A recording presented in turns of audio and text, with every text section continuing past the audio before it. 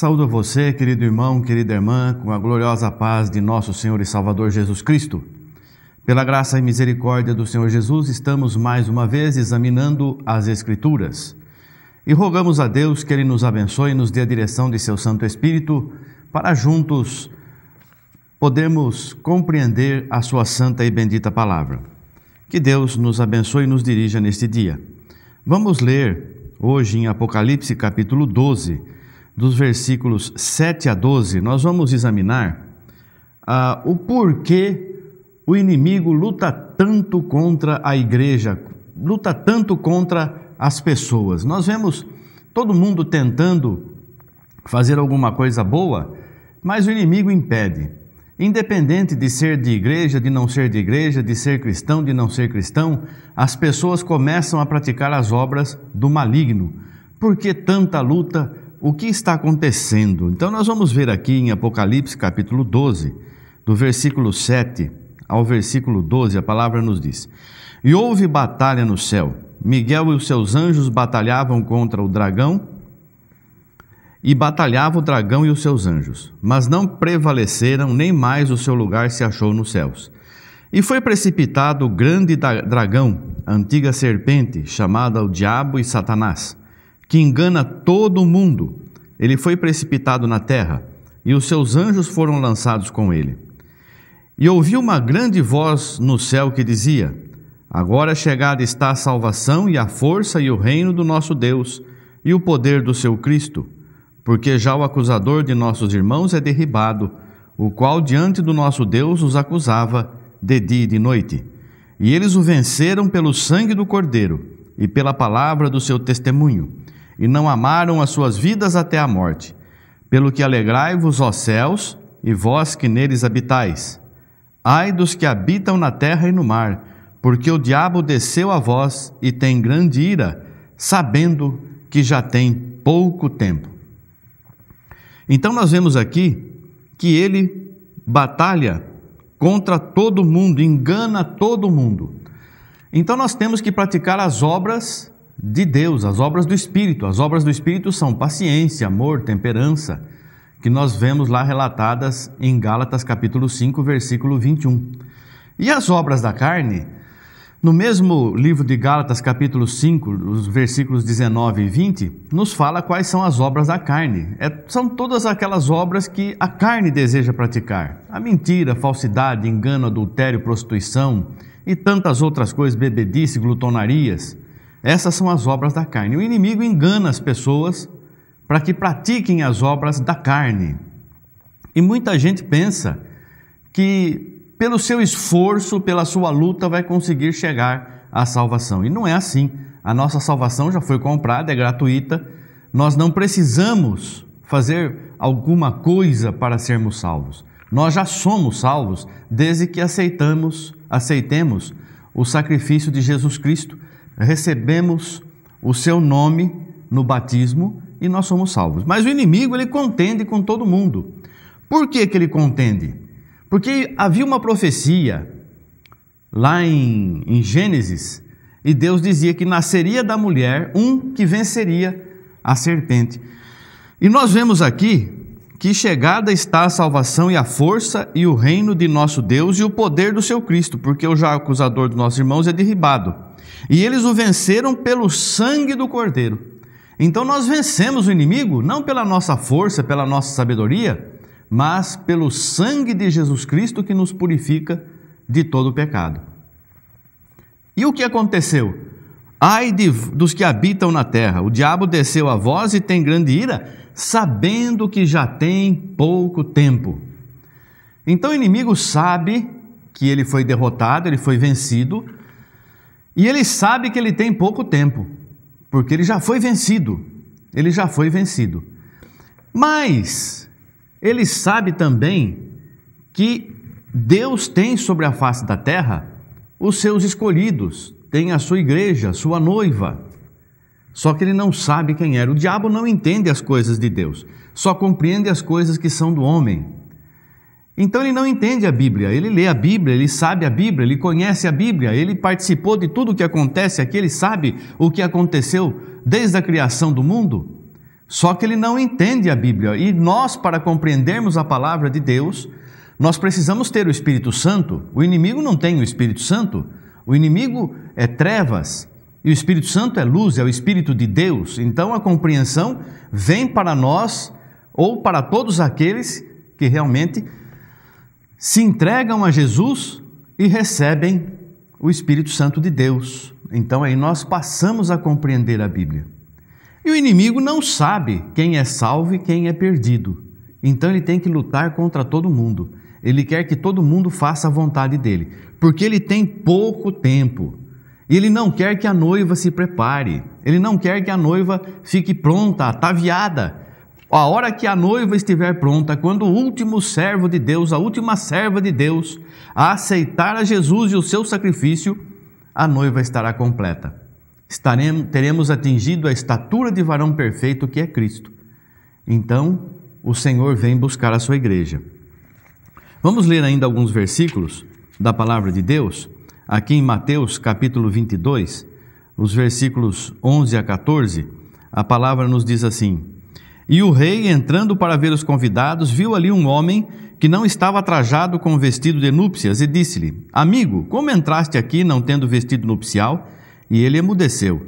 Disse então o rei aos servos: Amarrai-o de pés e mãos, levai-o e lançai-o nas trevas exteriores. Ali haverá pranto e ranger de dentes, porque muitos são chamados, mas poucos os escolhidos. Então nós vemos aqui que muitos estão sendo chamados, o inimigo sabe disso, ele não quer que você faça parte da noiva, que você tenha verdadeiramente a vida eterna em você, que você esteja servindo a Deus e fazendo a vontade de Deus.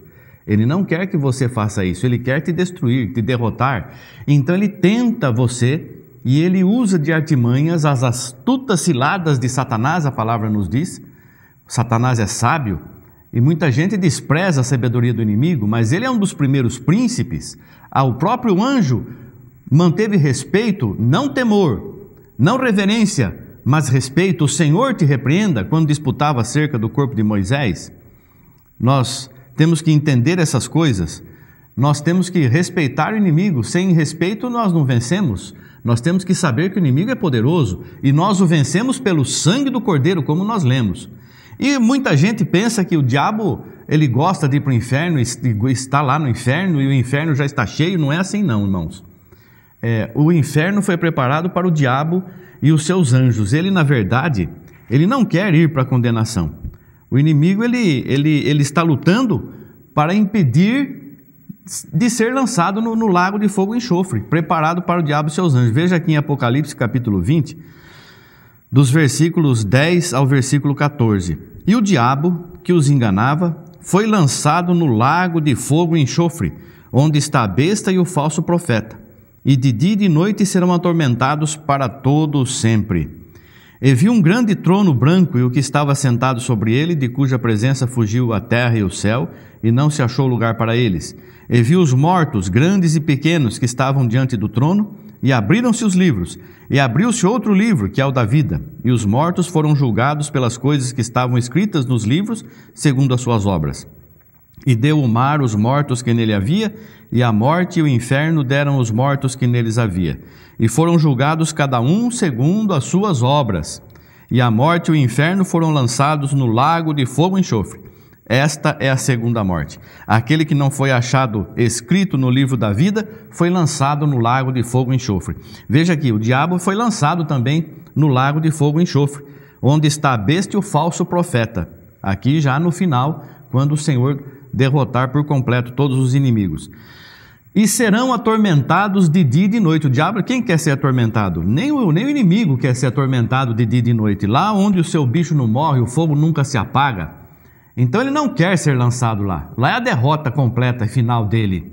Então ele está lutando, tentando fazer você, querido irmão, querida irmã, se desviar dos caminhos do Senhor. Então ele coloca no teu coração que você é uma pessoa sábia, que você é uma pessoa perfeita, que você é uma pessoa que já chegou à santificação ideal e coloca no teu coração ficar julgando o teu semelhante. Ou então você acha que se você pecar, você é especial, o teu pecado não vai ofender a Deus, e se você simplesmente pedir o perdão para Deus, está resolvido.